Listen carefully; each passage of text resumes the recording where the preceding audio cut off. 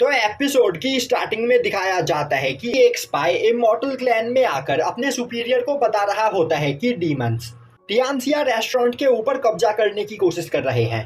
यह सुनकर उसके सुपीरियर को उस पर यकीन नहीं होता है। तभी वह स्पाई बोलता है, मास्टर, मैंने ब्लैक डिवीजन के 6th मेंबर से इस बारे में पता किया है और यह इंफॉर्मेशन बिल्कुल पक्की है। और जैसे ही मुझे इस बारे में पता चला था, मैंने अपने कुछ लोगों को टियानसिया रेस्टोरेंट के ऊपर नजर रखने के लिए भेज दिया था। पर जो लोग टियानसिया रेस्टोरेंट के अंदर गए थे, वह लोग अब तक रेस्टोरेंट से बाहर नहीं आए हैं, जबकि यहाँ पर कई घंटे बीत चुके हैं।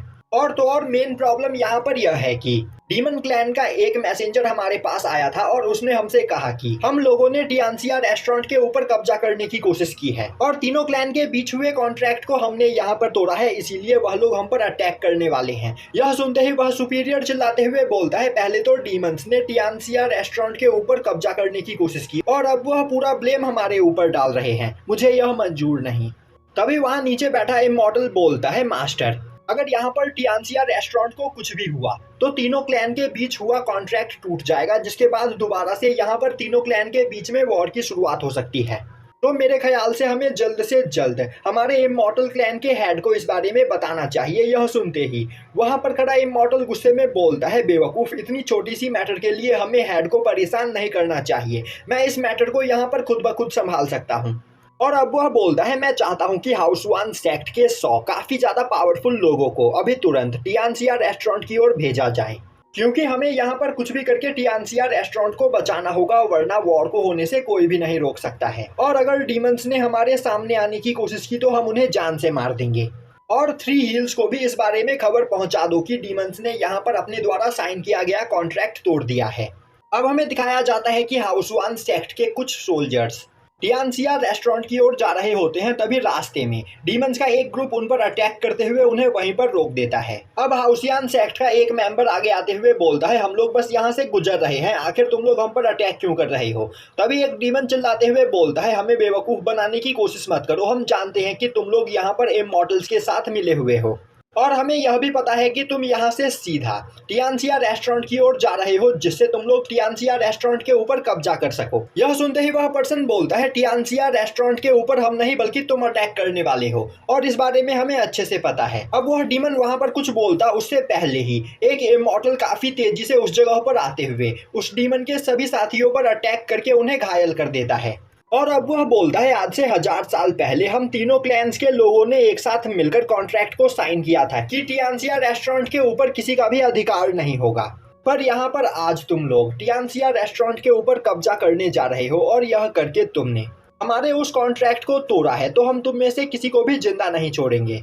तभी वहां पर नीचे गिरे हुए सभी घायल डीमन उठकर खड़े हो जाते हैं, क्योंकि उनके चेस्ट के बीचों बीच मौजूद जेम ने अपनी पावर सप्लाई को बढ़ाते हुए उनकी इंजरीज को वहां पर हील कर दिया होता है। तभी वह डीमन चिल्लाते हुए बोलता है, इमॉर्टल्स, यहाँ पर हम डीमंस को फ्रेम करना चाहते हैं। वह लोग खुद टियानसिया रेस्टोरेंट के ऊपर कब्जा करने के बाद इसका इल्जाम हमारे सर पर डालना चाहते हैं, जिससे वह लोग हमारे रैलम में मौजूद सभी डीमंस को खत्म कर सके। पर तुम लोगों का यह प्लान कभी भी कामयाब नहीं होगा। और तुम्हें क्या लगता है, हम सभी डीमंस इस जगह पर अकेले हैं? और तभी बाकी सभी डीमन क्लैन के लोग भी उस जगह पर आ जाते हैं। तभी उस जगह पर कई और सारे इमॉर्टल क्लैंस के इमॉर्टल्स आ जाते हैं और अब वह सभी लोग एक दूसरे पर अपनी पूरी पावर का यूज करते हुए अटैक करने लगते हैं। तभी अचानक कहीं से एक पर्सन उनके बीच में आकर खड़ा हो जाता है और अब वह काफी तेजी से उन सभी डीमंस और इमॉर्टल्स के पास से गुजरता है। और जैसे ही वह एक जगह पर जाकर रुकता है, सभी इमॉर्टल्स और डीमंस उस जगह पर बुरी तरीके से घायल होकर नीचे गिर जाते हैं। साथ ही साथ उनमें से कई लोग बस उस पर्सन के मामूली से अटैक से ही मारे जाते हैं। अब वह पर्सन बोलने लगता है, मुझे यहाँ पर काफी ज्यादा भूख लगी हुई थी, इसीलिए मैंने इन सभी लोगों की पावर को अपने अंदर एब्जॉर्ब कर लिया। और अब वह पीछे मुड़कर देखता है तो वहां पर कई लोग मर भी चुके होते हैं, जो देखकर उसे काफी ज्यादा हैरानी होती है और बोलता है, यह लोग सच में बहुत ही ज्यादा कमजोर थे। और तभी वह उन सभी की डेड बॉडी के पास आता है और उनके बीच में गिरे हुए एक जेम को उठाते हुए देखता है और बोलता है, डीमंस, डेवल्स और इमॉर्टल्स, इस जेम के अंदर इन तीनों की पावर मौजूद है। यह चीज सच में काफी ज्यादा इंटरेस्टिंग है। यह बोलते हुए वह काफी तेजी में वहां से चला जाता है। अब हमें दिखाया जाता है कि टियानसिया रेस्टोरेंट के अंदर टियानसिया रेस्टोरेंट की ओनर सू यांग को सभी गलतफहमी क्लियर हो जाने के बाद अपने हाथों से बनाकर एक स्पेशल चाय पिलाती है, पर सुयांग को उस चाय का टेस्ट पसंद नहीं आता है, जो देखते ही सांगनिंग उसके पास आते हुए बोलती है, मास्टर क्या यहाँ पर कोई प्रॉब्लम है? सुयांग बोलता है, इस चाय के अंदर मौजूद लाइफ एनर्जी पहले से काफी ज्यादा डिक्रीज हो गई है। यह देखकर उस लड़की को यकीन नहीं होता है और अब वह पीछे मुड़कर देखती है तो धीरे धीरे उसका वह चाय का पेड़ सूखता चला जा रहा होता है। यह देखकर वह परेशान हो जाती है। तभी सुयांग बोलता है, जहां तक मैं देख पा रहा हूँ इस चाय के पेड़ की जड़ें एक स्मॉल वर्ल्ड से कनेक्टेड है और यह पेड़ एक स्मॉल वर्ल्ड से उगते हुए यहाँ पर अपर वर्ल्ड तक पहुंचा है। वह लड़की बोलती है, मास्टर आपने बिल्कुल सही कहा। अब हमें दिखाया जाता है कि टियानसिया रेस्टोरेंट की वह काउंटर लेडी एक जगह पर बहुत ही ज्यादा परेशान हो रही होती है। तभी टियानसिया रेस्टोरेंट की ओनर उस जगह पर आती है, जिसे देखते ही वह बोलने लगती है, मास्टर देखिए यह क्या हो रहा है, यह ट्री धीरे धीरे सूखता चला जा रहा है और इसके पत्ते नीचे गिर रहे हैं। तभी वहाँ की मास्टर बोलती है, यह ट्री तीनों क्लैंस के साथ कनेक्टेड है और अगर यहाँ पर एक भी क्लैन डिस्ट्रॉय हो गया तो यह ट्री भी डिस्ट्रॉय हो जाएगा। तभी सुयांग उस जगह पर आता है, जिसे देखते ही वह लड़की बोलने लगती है, मास्टर सुयांग अब हम यहाँ पर क्या कर सकते हैं? सुयांग बोलता है, हमें उस स्मॉल वर्ल्ड में जाना होगा और अब वह अपनी पावर का यूज करते हुए उस स्मॉल वर्ल्ड में जाने का एक पोर्टल खोलता है, पर सांगनिंग और वह काउंटर लेडी उस पोर्टल के अंदर नहीं जा पाती है। अब हमें एक स्मॉल वर्ल्ड दिखाया जाता है, जहाँ पर कई सारे लोग उस ट्री के पास बैठकर बहुत ही ज्यादा परेशान हो रहे होते हैं। तभी उस जगह पर वह पोर्टल खुलता है, जिसके अंदर से काफी तेज लाइट आने लगती है। अब उस लाइट को देखते ही एक ओल्ड मैन बहुत ही ज्यादा खुश हो जाता है। तभी सुयांग उस लड़की को अपने गोद में उठाए उस पोर्टल के अंदर से बाहर निकलता है। वहीं पर यह देखकर वह लड़की बहुत ही ज्यादा शर्मा रही होती है और अब वह बोलती है, मास्टर सुयांग मेरे पैरों में अभी थोड़ी पावर बची है, जिस वजह से मैं यहाँ पर चल सकती हूँ, तो प्लीज आप मुझे नीचे उतार दीजिए। यह सुनते ही सुयांग उस लेडी को नीचे उतार देता है, पर तभी उस लेडी के वहां पर दो बड़े बड़े कान और एक पूंछ निकल आती है, जो देखते ही वह लेडी परेशान होते हुए बोलने लगती है, शायद से मैं यहाँ पर अपने रियल फॉर्म में आ रही हूँ। अब हमें बताया जाता है कि इस स्मॉल वर्ल्ड के अंदर यह सभी लोग जो रह रहे हैं, यह सभी लोग डेविल क्लैन के हैं और जब आज से 10,000 साल पहले वॉर की शुरुआत हुई थी, तब वॉर से बचने के लिए डेविल क्लैन के सभी लोग यहाँ पर आकर छिप गए थे। अब वह ओल्ड मैन सुयांग के पास आते हुए बोलता है, क्या यहाँ पर बाहर चल रहा वॉर खत्म हो चुका है और अब हम लोग यहाँ से बाहर जा सकते हैं? तभी वह लेडी बोलती है, नहीं, यहाँ की सिचुएशन अभी और भी ज्यादा खराब हो चुकी है। जो सुनते ही वह ओल्ड मैन परेशान हो जाता है और बोलता है, आखिर यहाँ पर चल क्या रहा है? तभी सुयांग बोलता है, इस जगह पर एक नए गॉड की एंट्री हो चुकी है। दिखाया जाता है कि एक डीमन क्लैन के वेपन रिफाइनिंग एरिया में बैठा कॉमेट एक डीमन आर्मर को रिफाइन कर रहा होता है। वहीं पर वह उस डीमन आर्मर को रिफाइन करते हुए उसके अंदर अपने गोल्डन बुद्धा की एनर्जी को डाल देता है, जिससे उस डीमन आर्मर की पावर काफी तेजी से बढ़ने लगती है। वहीं पर थोड़ी दूरी पर खड़ी कांगचू यह सब कुछ देख रही होती है और अब वह यह सब कुछ देखकर कॉमेट की तारीफ करने लगती है। तभी कॉमेट उस डीमन आर्मर को लेकर कांगचू के पास आता है और उसे वह दे देता है। तभी कांगचू कॉमेट से बोलने लगती है, तुम सच में कमाल के हो और तुम्हारी पावर भी लाजवाब है। तो क्या मास्टर सुयांग के सभी डिसाइपल्स तुम्हारे जैसे ही पावरफुल हैं? तुमने यहाँ पर सच में काफी पावरफुल डीमन आर्मर बनाया है। कॉमेट बोलता है, मैं कोई वेपन स्मिथ नहीं हूँ, इसीलिए मैं इस डीमन आर्मर को परफेक्टली नहीं बना पाया और मैंने इस डीमन आर्मर के अंदर जितनी पावर डाली है वह पावर बस 1 घंटे के लिए इस डीमन आर्मर के अंदर यहाँ पर रहेगी। कांगचू बोलती है, इससे उसे कोई भी फर्क नहीं पड़ता, क्योंकि 1 घंटे के अंदर ही वह इस डीमन क्लैन के सभी लोगों को इस तरह के आर्मर्स बेचकर इनके पास मौजूद सभी खजाना लेकर यहाँ से निकल जाएगी।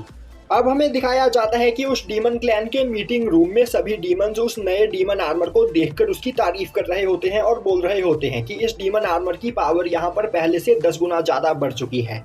और अब उन डीमंस का हेड आगे आते हुए बोलता है, मास्टर कांगचू आप सच में एक जीनियस हो, आपने यहाँ पर बस एक नॉर्मल से डीमन आर्मर को इतना ज्यादा खतरनाक बना दिया। कांगचू बोलती है, इसमें कोई भी बड़ी बात नहीं, वैसे यह डीमन आर्मर एवरेज मात्र है, पर अगर उन लोगों को यहाँ पर कुछ पावरफुल वेपन्स और ट्रेजर्स मिल जाते तो उनका यूज करते हुए वह लोग इस डीमन आर्मर की पावर को और भी ज्यादा बढ़ा सकते थे। यह सुनते ही डीमंस का हेड बोलता है, मास्टर कांगचू इस डीमन आर्मर की पावर को बढ़ाने के लिए आपको यहाँ पर कुछ ट्रेजर्स चाहिए, आप बस थोड़ी देर रुकिए। मेरे डीमन वेयर हाउस के अंदर कई सारे ट्रेजर्स मौजूद है, मैं अपने साथियों को भेजकर उन सभी ट्रेजर्स को यहाँ पर मंगवाता हूँ, जिसका यूज करते हुए आप इस आर्मर को और भी ज्यादा पावरफुल बना देना। और यह बोलते हुए वह अपने साथियों को ट्रेजर लाने के लिए भेजता है। तभी कांगचू उन्हें रोकते हुए बोलती है, क्यों ना मैं भी तुम लोगों के साथ वहां पर चलूं, और क्या पता मुझे वहां पर कोई ऐसा वेपन मिल जाए जिसका यूज करते हुए इस आर्मर की पावर और भी ज्यादा बढ़ जाए। यह सुनते ही डीमंस का हेड कांगचू को वेयर हाउस में जाने की परमिशन दे देता है, पर तभी अचानक से वह रुकते हुए बोलता है, 1 मिनट, पहले मैं इस डीमन आर्मर की पावर को यहाँ पर टेस्ट करना चाहता हूँ। यह बोलते हुए वह उसे पहनकर उसे एक्टिवेट कर लेता है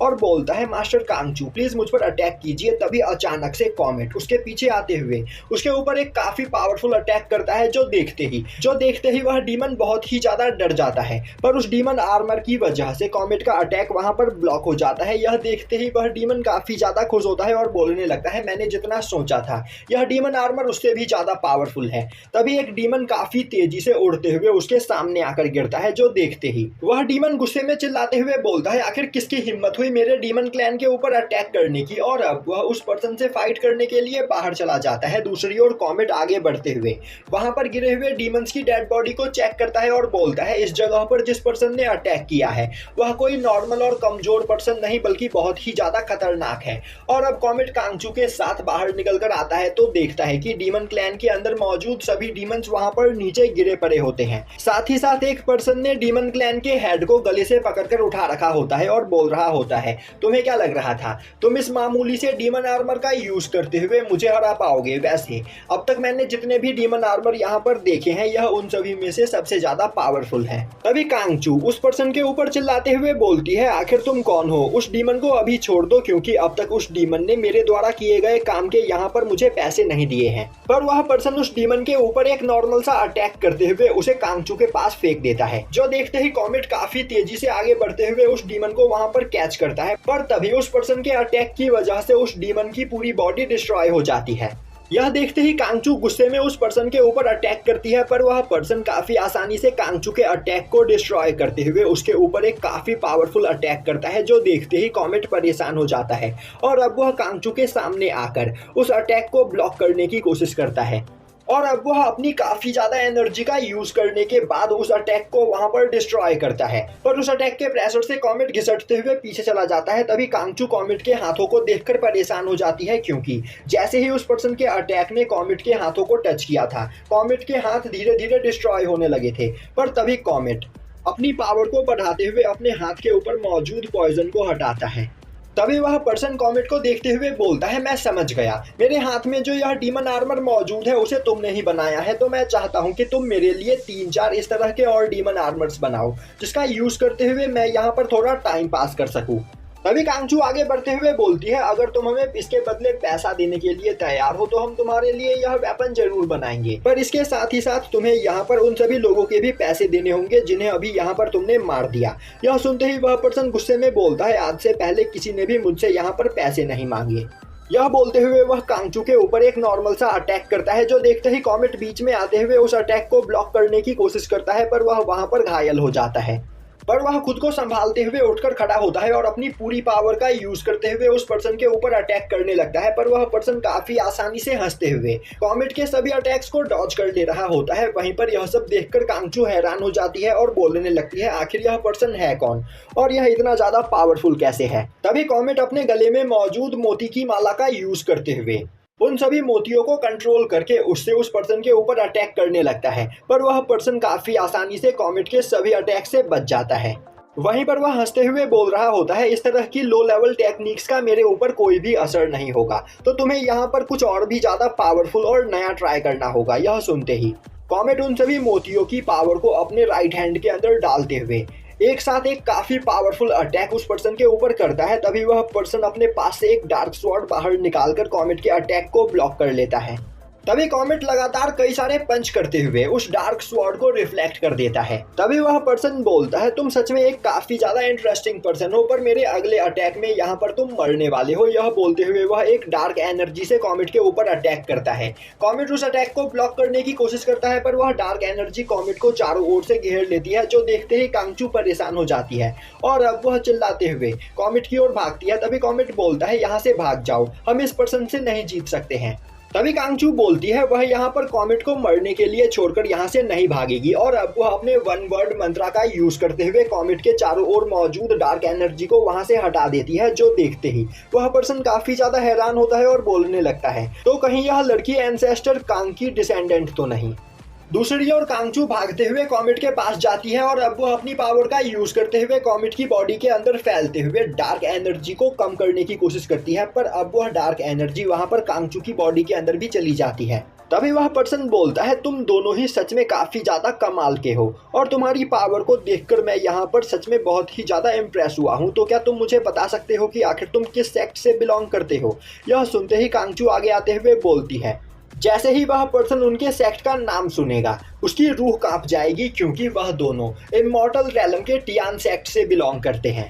वहीं पर कांगचू बोल रही होती है, तुम बस देखते जाओ, जैसे ही हमारे साथियों को इस बारे में पता चलेगा टियान सेक्ट के सभी पावरफुल डिसाइपल्स तुम्हारा शिकार करना स्टार्ट कर देंगे। वहीं खड़ा वह पर्सन सोच रहा होता है, तो यह दोनों उस पर्सन के डिसाइपल है और अब वह अपनी एनर्जी का यूज करते हुए कॉमेट और कांगचू की बॉडी के अंदर मौजूद डार्क एनर्जी को बाहर निकाल लेता है और बोलता है, आज मैंने तुम्हें यहाँ पर तुम्हारी गलती के लिए माफ कर दिया, तो अगली बार मेरे सामने मत आना। यह बोलते हुए वह वहां से गायब हो जाता है। वहीं पर यह देखकर कांगचू चिल्लाते हुए बोलने लगती है, क्या हुआ, क्या तुम हमसे डर गए? और अब वह बोलने लगती है, आखिर वह पर्सन यहाँ पर किस तरह की पावर का यूज कर रहा था आज से पहले? ना ही मैंने ऐसी पावर को कभी देखा और ना ही इसके बारे में कभी सुना। दूसरी ओर हमें स्मॉल वर्ल्ड का सीन दिखाया जाता है, जहाँ पर मौजूद सभी लोग उस लेडी को बता रहे होते हैं कि आज से 1000 साल पहले जब तीनों क्लैंस के बीच यहाँ पर वॉर की शुरुआत हुई तो उनका डेविल क्लैन धीरे धीरे डिस्ट्रॉय होने लगा, पर आज से 10,000 साल पहले हमारे वर्ल्ड में जो गॉड हुआ करते थे वह गॉड भी अचानक से कहीं गायब हो गए और फिर हमें इस गॉड ट्री के बारे में पता चला। इसीलिए हम सभी लोग इस गॉड ट्री के अंदर आकर छिपकर रहने लगे।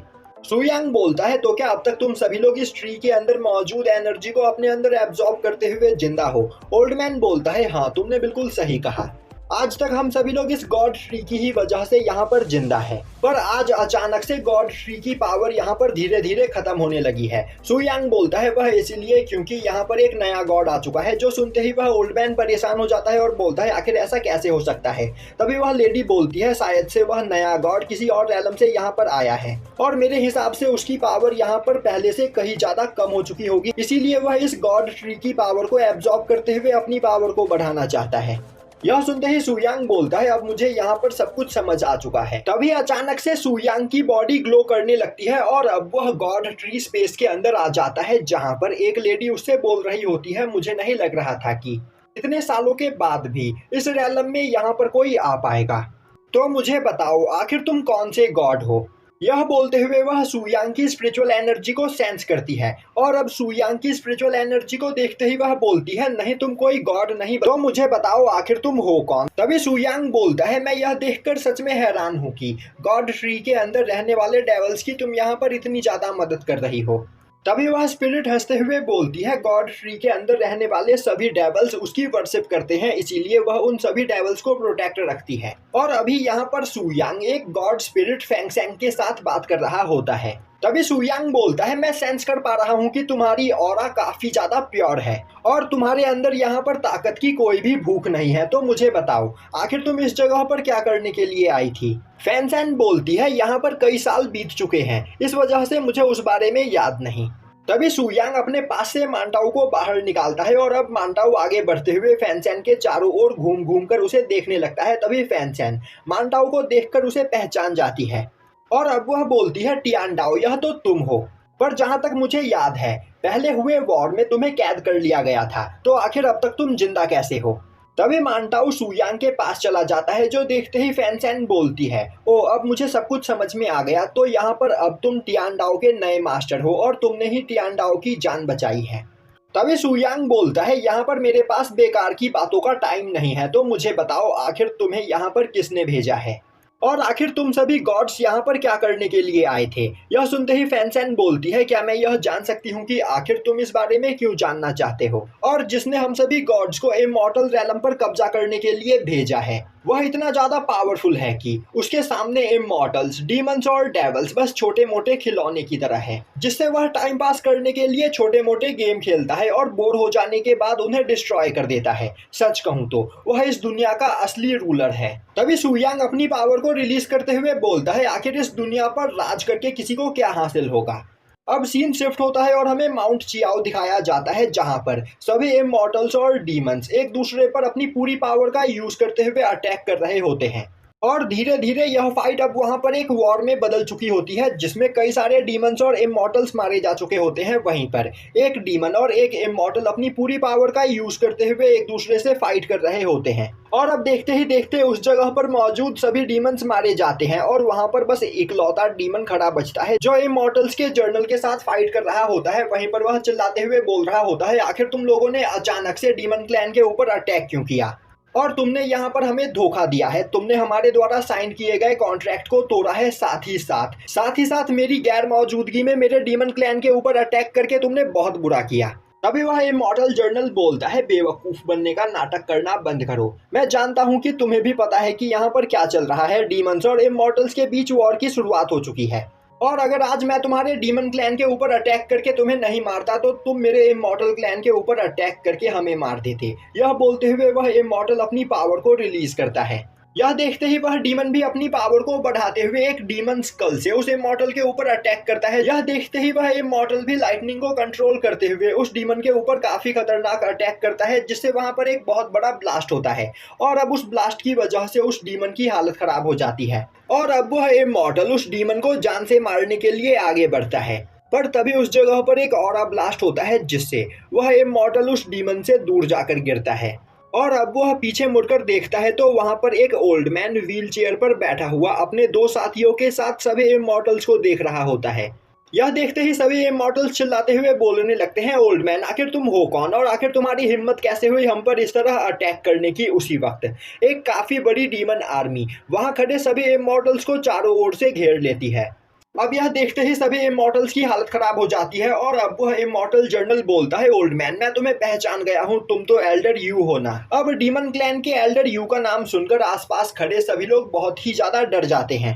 तभी एल्डर यू बोलता है, मैं चाहता हूँ कि तुम सभी लोग शांति से यहाँ से चले जाओ। यह सुनकर इमॉर्टल्स को कुछ भी समझ में नहीं आता है। तभी एल्डर यू बोलता है, मैं चाहता हूँ कि तुम लोग वापस से अपने क्लैन में लौटकर अपने लीडर फुयिन से कहो कि हमारा डीमन क्लैन डीमंस और इमॉर्टल्स के बीच एक और वॉर नहीं चाहता है, इसीलिए अभी के अभी वह इस वॉर को खत्म करे। तभी वह इमॉर्टल जर्नल चिल्लाते हुए बोलता है, वॉर की शुरुआत यहाँ पर हो चुकी है तो अब हम लोग पीछे नहीं हट सकते हैं और तो और अब तक यहाँ पर कई सारे इमॉर्टल्स और डीमंस मारे जा चुके हैं, तो मुझे यकीन नहीं हो रहा कि तुम लोग इतनी आसानी से इतने सारे डीमंस की मौत को एक्सेप्ट कर लोगे और कुछ भी नहीं करोगे। तभी उस ओल्ड मैन के बगल में खड़ा एक पर्सन अपनी पावर को रिलीज करते हुए उस इमॉर्टल जर्नल के ऊपर ग्रेविटी प्रेशर डालकर उसके हाथ की दोनों हड्डियां तोड़ देता है।